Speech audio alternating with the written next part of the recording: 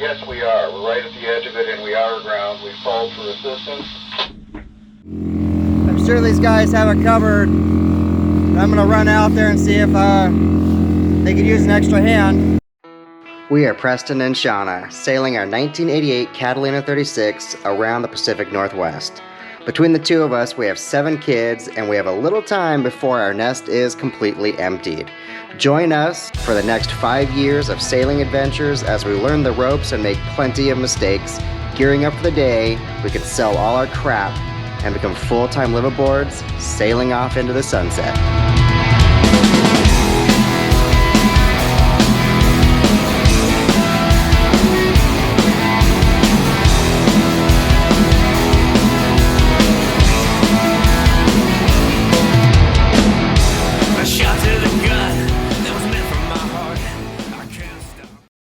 I hate clickbait. I really hate clickbait. So I'm gonna tell you right from the start, that's not my boat that ran aground, it wasn't me. I was in the anchorage, I saw it happen, and I ran out there to help. But if you lack complete attention span like Hollywood and the big tech companies want us to believe that humans don't have any attention span anymore, I did go ahead and add some chapters. You can jump right to it if you want. I think that's a mistake though. You're gonna miss out on watching Shauna and I learn how to sail our boat and all the stupid things we do, mostly me. Also, I don't think humans really lack attention span. I mean, for heaven's sakes, we're all still going to the movie theater, spending $15 a pop to watch Marvel movie number 395, which they won't stop making. So we don't lack attention span. I actually think humans are craving original story. So enjoy. It's Wednesday the 16th, I think. Leaving Gig Harbor, single-handing, plan to go up to Blakely Harbor on the south end of Bainbridge. All by myself, single-handling, because Shauna's at our house for the next week or so with her kids, so it's all by myself. This is actually the first time I've ever sailed this boat by myself. Man, there were little gusts, and it's only like 5 knots of gust, but this boat is big enough. There was so much windage. I ended up hand backing it out with all the dock lines and moving the dock lines down one cleat at a time to where half the boat was hanging out into the harbor channel. And still there was so much windage. I sat there and waited, watched the wind, and tried to gauge the best moment. Obviously I made it out, but holy cow, thought I was gonna have a heart attack. Once it cleared up, and I realized I was just fine, I gunned it to get out of there.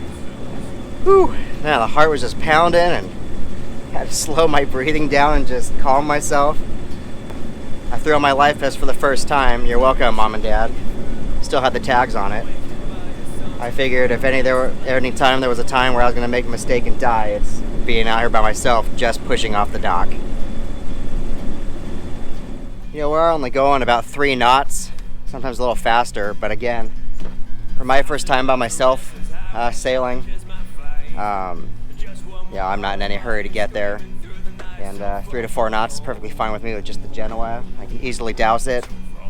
Not like anything crazy happens out here in the inland waters on a super calm day, but also the forecast was for 10 to 20 knots. I mean, the whole area going north is yellow, so it should be somewhere 15 knots or so. And I don't really want to put up the main and then start scaring myself a little bit. I have to put that down. I'll have lazy jacks, it just goes all over the place. So I'm just going to be lazy with the Genoa this first time. I don't really feel like over pushing myself. So I have this little trickle charged solar panel. I don't know how many watts it is, a couple. Anyway, I have it out here because I don't plug in to shore power unless I absolutely have to when we're in our slip. It's because it's super expensive. I mean, the slip is already just an astronomical cost every month because it's a popular place, Gig Harbor, and it's super nice. Anyway, it's just super expensive, and then you throw on in winter being plugged in all the time. Holy cow! I mean, it adds a lot of money. God, I forget how many watts the 4 panels are. 450 altogether? Maybe it's more. I have to refresh my memory, but those keep everything else topped off great. But my engine start battery, it's completely separate, and it doesn't appear to be tied into the alternator, so it doesn't charge when the engine's running. It's probably a super easy fix, but electrical stuff just really boggles my mind. I don't want to fry something and cause another gigantic bill. So anyway, I have this little trickle charge. When it's sunny, I just throw it out here and it keeps that starter battery topped off all the time. So that's what I do.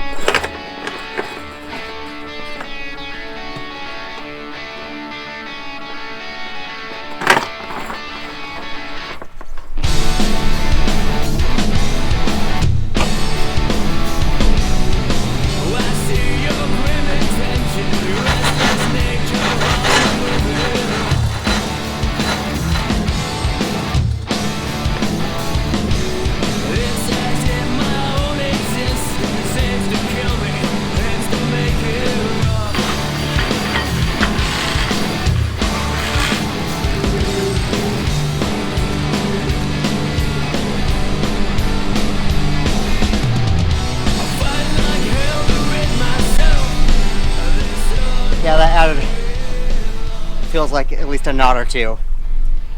Still only have 6 knots of wind. I guess we're going 4 knots. No, 4.5 and 6 knots of wind, so yeah, that needed to happen. So when we started out, we're kind of hugging the left side of this channel, and I think in the middle of the channel we'll have more wind. Plus, it's a little bit of a windy channel. It's there's land coming up in a few miles. Anyway, so I'm gonna get out toward the middle of the channel. So I have the wind on the beam right now. We're gonna get to the middle of the channel, and then I'm gonna make a turn to the port of about 90 degrees. So hopefully that's a good plan to keep me straight down the center of the channel where all the wind, I assume, is gonna be, and we'll just wing on wing the rest of the way.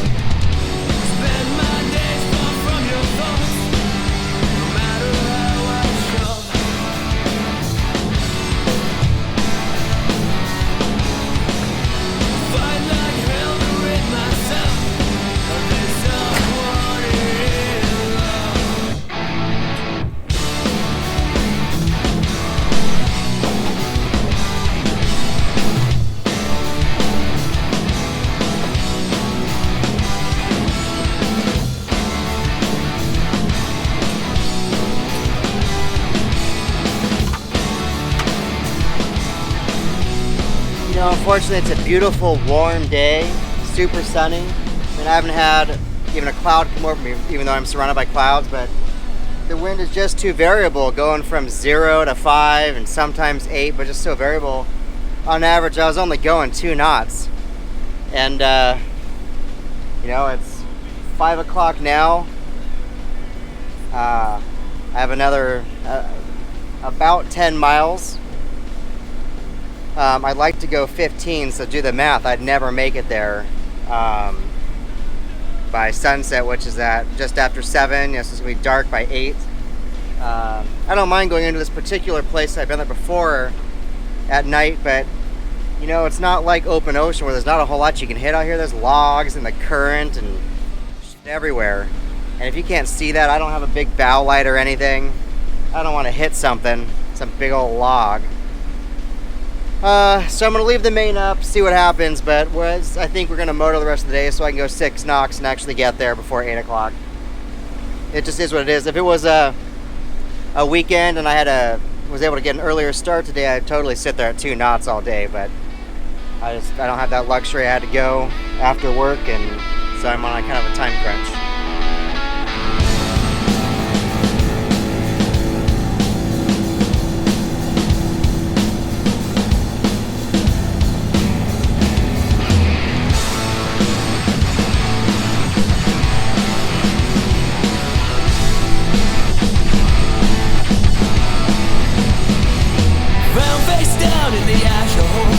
Tried to believe what I tried to forget.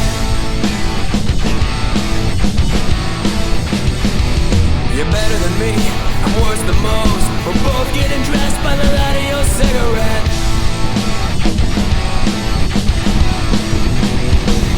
Where I come from, we don't sink this low, but there's no way to know if I'll be going home.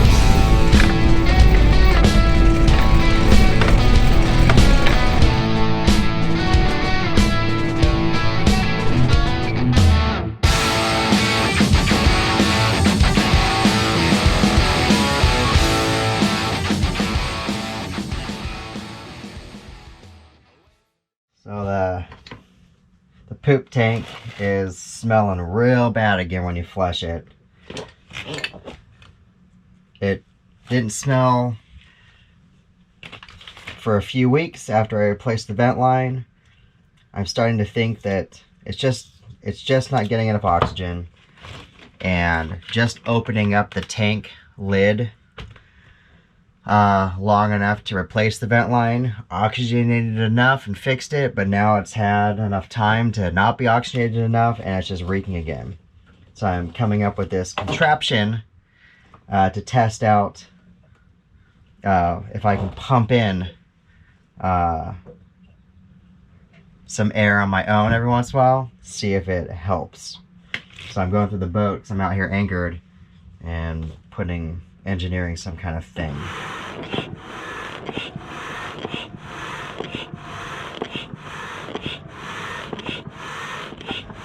I don't know how many times I've said it, but this kerosene heater is awesome. A gallon of this stuff lasts easily 2 days, non-stop burning. The only time I turn it off is at night. It doesn't smell at all. It doesn't create all kinds of moisture like the propane heater used to. This thing is rad. And because of the little flame, when you have it on, it looks and feels like a little fireplace.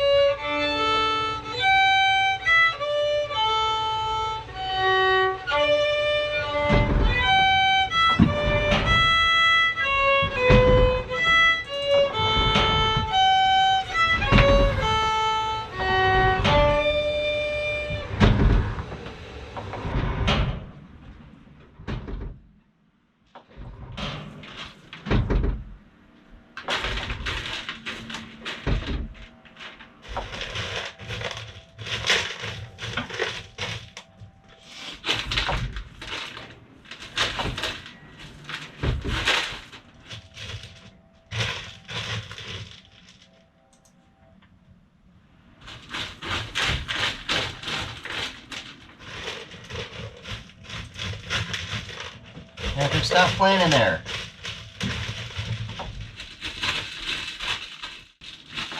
Patrick, for heaven's sakes.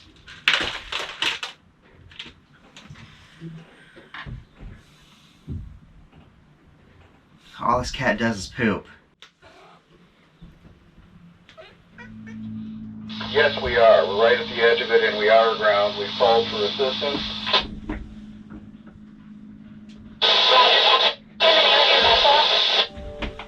No injuries.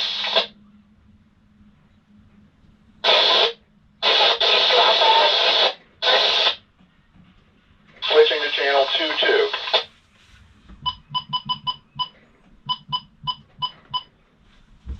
Roger, I contacted both of them. Yes, we are tilting a fair amount because the tide is going down. Roger, so are you comfortable with that situation, or are you taking out any water? Not taking out any water. Roger, Captain. I copy it. Robert Lehrman, cruiser. Look on Coast Guard, Roger. I'm going to put you on a 16. Thank you very much. U.S. Coast Guard sailing vessel Endgame calling about the boat aground near Blakely Rock. U.S. Coast Guard sailing vessel Endgame calling in regard to the boat aground at Blakely Rock.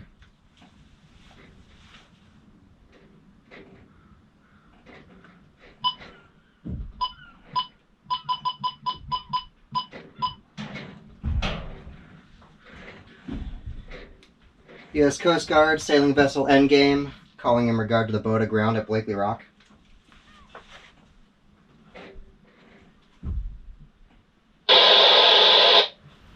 Dude, my brain doesn't freaking work.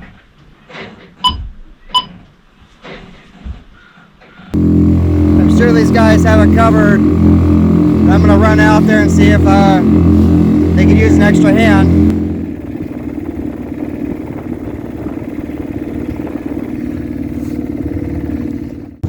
Well, I was gonna help, but as soon as I got here, they took off on their rescue boat. So I guess I came out here for nothing. I don't know. I think that was weird. I came within 20 or 30 feet of the other boat that was helping. They stared right at me. I slowed down and was approaching them. Obviously the people on the sailboat had got onto that sailboat because it's abandoned now, it looks like.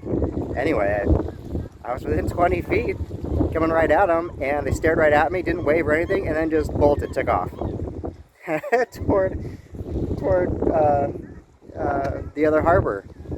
Didn't say anything, didn't wave at me, didn't ask what am I doing, didn't ask if I was here to help. I didn't have a chat. I was just going to offer an extra hand. They just took off. Weird. Really weird.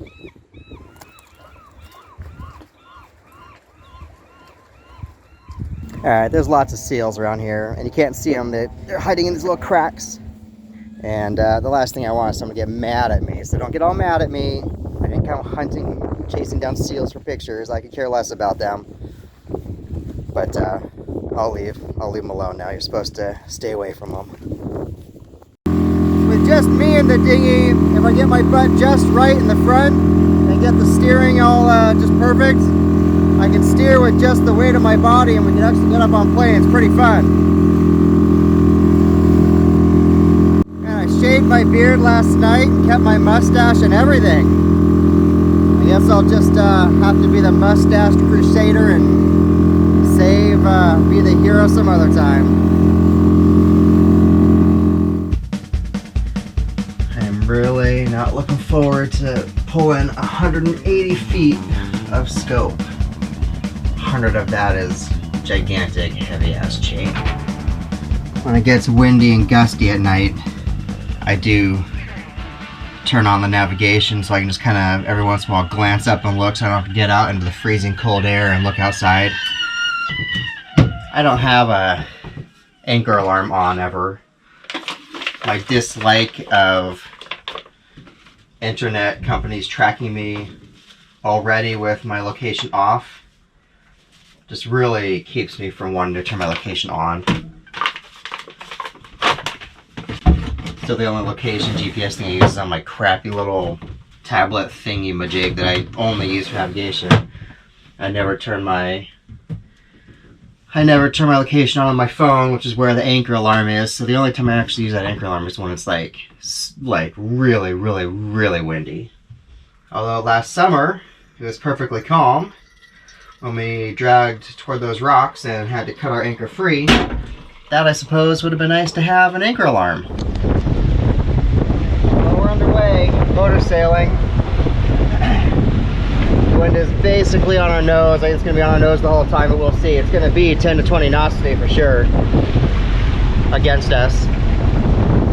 Pulling up the chain to 100 feet of this stuff straight from the bottom. Holy moly, almost 50 feet of water. I mean, it was uneventful because it was calm, but holy cow, what a workout, man.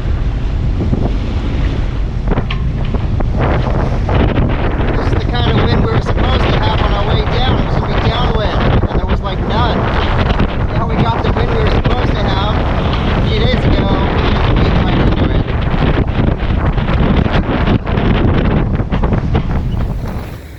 I wasn't going to film anything because it's kind of windy for me. It's 10 to 15 knots. It's 12 right now. It's going up and down. I've got 3/4 of my Genoa out, the full main, and I'm going almost 5 knots consistently. Anyway, the GoPro has decided to not charge with the media mode on, so you gotta take the entire friggin' thing apart just to give it a charge. And there's just too much going on for my liking to be down below trying to do all that crap. I contemplated just motoring home instead of tacking all the way, but then I forced myself to be a Viking and pretend I don't have a motor. I mean, I gotta learn how to do this, right? It'd be a lot nicer if I had Shauna. I'd be a lot calmer. Just having a second pair of hands that I can yell out to grab something or whatever. Right now it's all on me, which that is nerve-wracking. You know, most sailors with this sail set up and, you know, 10.2 knots of wind right now would be asleep. But me, the boat feels like it's got a lot of power. It feels heavy. And that heavy feeling is scary. I mean, I don't want it to feel light. That's even scarier. But, you know, it feels like a rocket ship. Lots of power. But I'm out here doing it. I forced myself. I guess I'm going to record with my cell phone the rest of the time and hope it comes out. Kind of pisses me off, to be honest with you, the GoPros. They aren't... I mean, it's rad technology. It is. But they're not as pro as I'd like them to be. The autopilot's actually doing pretty good in 11 knots of wind. The wind is, man, I still haven't memorized the angles, but it's 45 degrees off our bow, off our starboard bow, coming at us, so we're beating into it. And this does not count as beating if you ask me, but technically it's beating into it, right? It's doing all right. So I think it's the light winds that just can't handle it. And once you get some steady wind, and I think it also helps that I must have the sails trimmed fairly well, which I find hard to believe because I suck. So it's probably, you know, in fact, it's probably mostly that. I must have just lucked out and got them sailed or trimmed right. And they look good. I mean, is that all you have to do is go, ah, that looks good. And then it's trimmed? I can't stand voiceovers, and with the cell phone in the wind, this is probably going to sound terrible, but I'm going to try it anyway. Dude, I cannot believe how good this stupid cell phone audio sounds. This is the best audio quality outside in the wind we've had in over a year. I mean, why did I buy 2 GoPros and 2 microphones for them? We're cutting across the channel. We got a couple miles more to go, and I'm going to tack back to the starboard, and I'm hoping we can get past Blakely Island and start getting into Colvos Passage, I think is what it's called. I don't have the shut in front of me. And get a good distance inside before we have to tack back to port. I'm guessing we're going to lose all the wind once we get a fair amount into Colvos Passage. So this is probably going to be all the sailing I'm going to do, I'm guessing. So I'm glad I made myself do it. It's freezing. My hands are numb. It is really, really cold out here this morning. The trip down a few days ago felt like spring. It was super nice, and now it's like it feels like it's going to snow. You know, I've had some pretty decent tacks all by myself, which surprises me. You know, it doesn't feel like I'm moving forward a whole lot, but then when I go down and look at the my chart plotter, it's just a piece of crap Windows program, but I can see that I'm actually moving forward, and I look like everyone else's tacking track that I watch on YouTube, so I'm doing it. I'm doing it right. Trying to convince myself to take the long way home and go down the East Passage, which is a lot wider, and the wind, there's nothing blocking the wind coming straight through it. Whereas if I go a much shorter distance straight to Gig Harbor, through Colvos Passage, the entire island of Vashon is going to block the wind, I'm assuming. But that is an awfully long day if I do that, but I should be able to sail the whole time. If I go Colvos Passage, it'll be a shorter day, but I'm sure I'll end up having to turn on the motor. I'm struggling with that decision. I really am. My hands are frozen. But I'm having fun. It's just, am I going to be having fun at 2 p.m.? It's about 10:30. What time is it? It's almost 10 o'clock. You know, in a few hours, when I've only gone a couple miles out of the 15 left. Am I still gonna be having fun? I don't know. Alright, it's getting into the 20 knot range. Right now it's 15, but I guess up to 20. That's a bit much for me. I was able to reef the Genoa some more. I'd say it's about a third out now. Just 1/3. I still have the full main up. I am just flabbergasted. That is just my cell phone in 15 to 20 knots of wind. No dead cat, nothing. And you can hear me still. And when I've tried to do that with the GoPros, and you throw a dead cat on that's all poppy and crappy, and you can't hear anything, no matter how loud I shout. I cannot believe this cell phone. I'm cruising along now. I did have to take over for the autopilot. I wanted to start gusting 20, just couldn't do it. It just wanted to, the boat was so powered, it just wanted to spin downwind right away. And the autopilot just wasn't fast enough to counteract it. I am having fun though. I mean, the adrenaline's pumping, but it's not over pumping. Like, I'm in control. You know, I'm just super aware of everything, and it's pretty fun.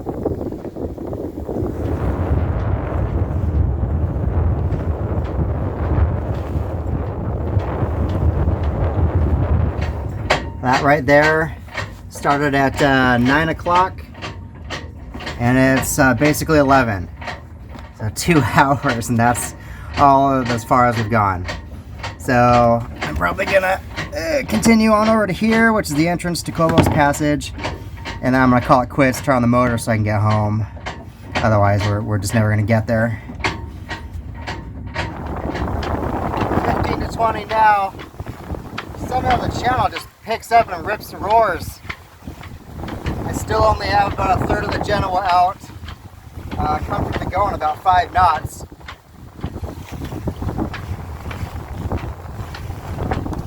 And I'm hand steering most of the time. I played with the autopilot, it did okay. I'm hand steering, just kind of getting a feel for it. You know, teaching myself as I go. In a little bit we'll do another starboard tack, and that'll be the last one for the day. It'll be close to noon by the time I get to the entrance of Cobos Passage. And that would have been, 3 hours to go about 5 miles. That's enough. This was super worth it. I'm super glad I did it. I'm a lot more comfortable now. A full main up in 15 to 20 knots. I was scared before, now I felt the boat like that, so that's good. And all my tacks were, except for one, all of them were really good, super controlled, and that one that wasn't was just lazy. The boat, I didn't have enough speed when I started to tack over, it just stopped dead into the wind, and I had to turn back over to port to gain some more speed and try again. So it really wasn't that bad.